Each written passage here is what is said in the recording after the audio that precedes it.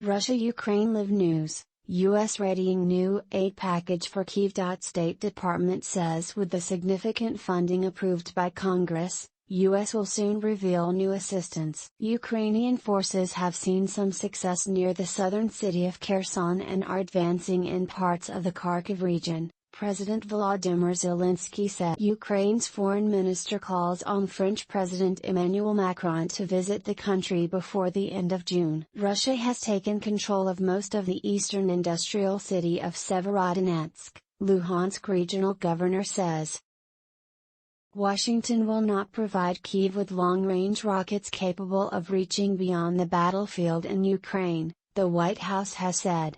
The U.S. hails the European Union decision to scale back Russian oil imports, urging more long-term efforts to reduce dependence on Moscow. U.S. warns against formalizing Russian control in Kherson. Washington has warned against attempts by Russia to institutionalize its control over sovereign Ukrainian territory, particularly in the Kherson region. U.S. State Department spokesperson Ned Price said Russia could announce an independent region in the area in an effort to eventually annex it.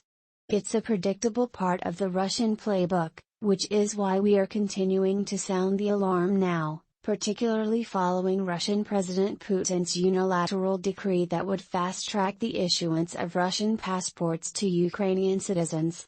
Ukrainian reports shutdown of all communications in Kherson region. Ukrainian officials have reported a shutdown of all communications in the Russian-occupied southern region of Kherson. Ukraine's State Service for Special Communication and Information Protection said in a statement that an unspecified intrusion by the occupation regime had taken place and that equipment had been powered down and cables disconnected. The residents of the region are currently left without Ukrainian mobile communication and internet access, as well as with no means to make national and international phone calls using landline phone devices, the agency U.S. to announce new Ukraine aid package before too long. The U.S. State Department has suggested that Washington is readying another aid package for Kyiv, after Congress approved an additional $40 billion in military and humanitarian assistance earlier this month. Now that we have significant additional financial resources for security assistance,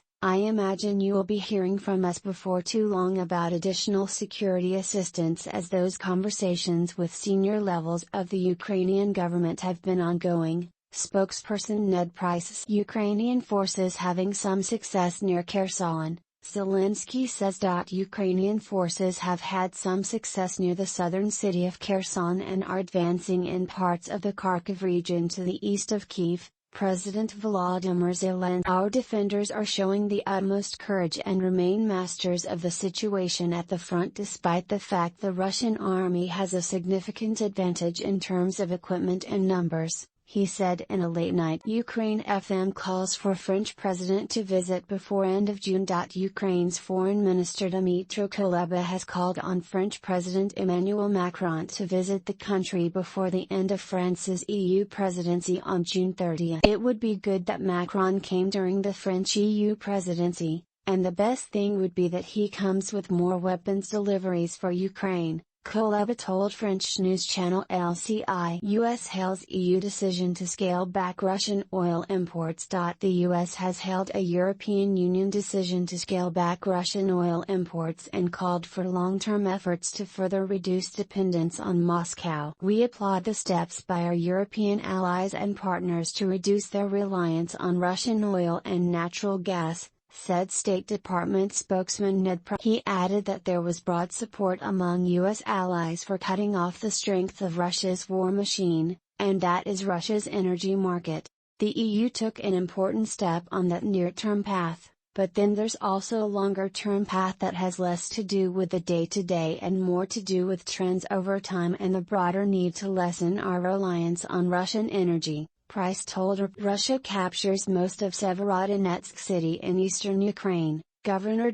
Russia has taken control of most of the eastern industrial city of Severodonetsk, The regional governor had Russia's all-out assault on the city in Ukraine's Luhansk province has been met by tough resistance from Ukrainian forces. Russian-backed separatists in Luhansk acknowledged that capturing the city was taking longer than hoped, despite one of the biggest ground attacks of the 3-month-long. Luhansk's regional governor, Serhiy Gaidai, said nearly all critical infrastructure in Severodonetsk had been destroyed and 60% of residential property has been damaged beyond repair. Most of Severodonetsk is under the control of the Russians. The town is not surrounded and the prerequisites for it to be are not in place, Gaidai said, adding that Russian shelling had made it impossible to deliver aid or evacuate people.